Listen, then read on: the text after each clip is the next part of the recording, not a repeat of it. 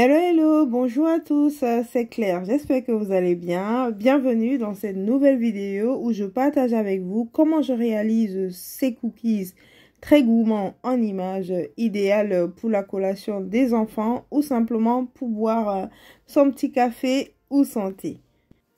Pour la recette, on aura besoin de 200 g de farine, 220 g de beurre, le beurre mou de préférence, de 80 g de sucre, 200 g de chocolat noir et 100 g de chocolat au lait. Vous pouvez prendre un seul type de chocolat pour la recette, d'un œuf, d'une cuillère à café de levure chimique, d'une cuillère à café de bicarbonate, autant pour moi, d'une cuillère à soupe de sucre vanillé et de 2 g de sel. Dans un saladier, on va venir travailler le beurre. Voilà pourquoi je vous avais recommandé de prendre du beurre mou. Ce serait bien plus facile à travailler.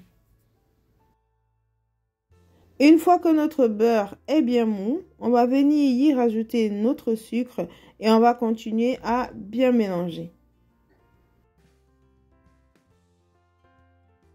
Ici, je me sers d'une spatule, mais vous pouvez bien évidemment prendre un fouet pour cela. Une fois que le mélange est bien homogène, je vais rajouter l'œuf et continuer de bien mélanger. On va bien intégrer les œufs au mélange beurre-sucre ici. Et dès que le mélange est bien homogène, vous aurez une certaine texture du mélange. À ce moment, vous pouvez directement rajouter la farine. Soit vous tamisez sur le côté ou vous le faites directement comme moi ici. Et à la farine, je rajoute le bicarbonate et la levure chimique. Sucre vanillé ou tout arôme de votre choix. Et pour finir, la pincée de sel. Dans la recette ici, j'ai mis la levure chimique et le bicarbonate. Mais si vous n'avez pas de bicarbonate alimentaire, mettez la levure chimique dans une cuillère à soupe directement. Et pour finir, je vais rajouter les différents chocolats. Ici, c'est chocolat noir et chocolat blanc. Et vous pouvez prendre soit seulement le chocolat noir, soit seulement le chocolat blanc. C'est vraiment pour donner beaucoup plus de gourmandise à la recette. Et là, on va bien mélanger. Dès qu'on a un mélange homogène, je vais mettre la pâte au frigo pour que ça durcisse, vu qu'il y a du beurre. Avec tout le travail là, le beurre aurait ramolli. En remettant au frigo, ça va durcir. Et je vais pouvoir façonner mes petites boules, comme vous voyez ici en image. Je forme des petites boules pour avoir des cookies de taille normale, je vais dire. Une fois que j'ai fini de façonner mes boules, ça c'est une partie de la pâte, je vais simplement les aplatir ainsi et les enfourner pendant 8 à 10 minutes en four préchauffé à 170 ou 170 degrés. Pendant que la première partie des cookies cuit, je vous montre ici comment vous pouvez façonner différemment vos cookies. Vous prenez un papier cuisson comme moi ici ou simplement du film alimentaire. Vous façonnez un boudin comme ici. Vu qu'on a utilisé du beurre dans la recette, donc ça peut chauffer. Mais comme j'avais mis 15 minutes au frigo, donc le beurre a eu le temps de durcir. Donc lorsque vous façonnez votre boudin, si vous trouvez qu'il n'est pas assez maniable, vous pouvez remettre au frigo pendant 100 minutes ou au congélateur pendant 1 à 2 minutes. Et par la suite, on va façonner nos petits cookies. Avec le premier plateau, j'en ai fait 12. Donc ici, je vais couper de manière à avoir également 12 cookies. Comme ça, j'en aurai 24. Avec la recette, vous pouvez faire 24 voire 25 cookies en fonction de la grosseur que vous aurez choisi. Vu que j'ai fait un boudin qui n'est pas assez gros, donc je peux directement disposer mes cookies. Alors si vous voyez qu'ils n'ont pas une très belle forme, essayez de les façonner tout simplement avec la main et aplatissez si besoin.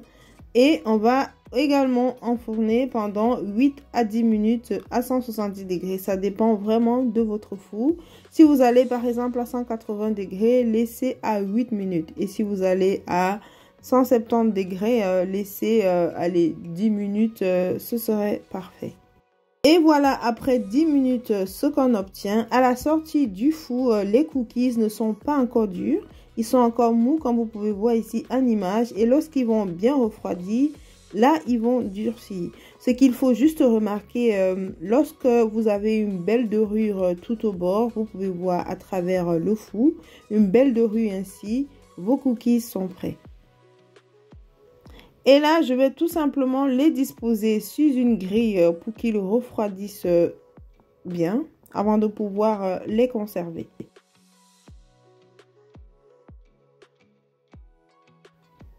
Pour la deuxième édition que j'ai réalisée en faisant le boudin, voici les formes qu'on obtient. C'est vraiment pas très différent de la première.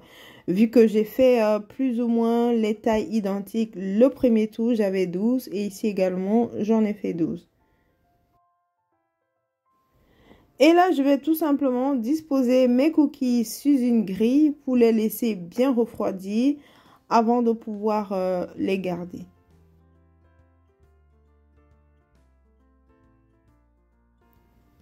Et avant de les mettre en pot, je vais vous montrer un cookies, comment ça se présente. Ici, c'était pas encore complètement froid, donc vous pouvez voir le chocolat. Il est encore un peu tiède, donc voilà ce que ça donne. Mais une fois que les cookies ont bien refroidi, c'est bien évidemment différent. On va également en prendre un et casser pour vous montrer. Et voilà, le chocolat a commencé à figer. Nos cookies sont bien refroidis. Comme vous pouvez voir, ils sont bien croustillants à l'extérieur. Vous pouvez voir à la couleur. Mais l'intérieur est hyper, mais vraiment très moelleux. Donc, n'hésitez pas à vraiment faire attention au temps de cuisson. Et là, je vais tout simplement les classer dans mon pot pour la conservation. Ça se conserve très bien. Et aussi, vous pouvez les congeler. Donc, vous pouvez doubler, par exemple, les quantités. Ainsi, vous pourriez congeler et en avoir de prêt pour plus tard. Si la recette vous a plu, n'hésitez pas à nous le dire en commentaire ou simplement en mettant des likes sur la vidéo. Et si vous n'êtes pas encore abonné à la chaîne, je vous invite à le faire et à activer la cloche de notification pour ne manquer aucune de nos vidéos. Et pour ma part, je vous dis à très bientôt dans une nouvelle vidéo. Et d'ici là, portez-vous très bien.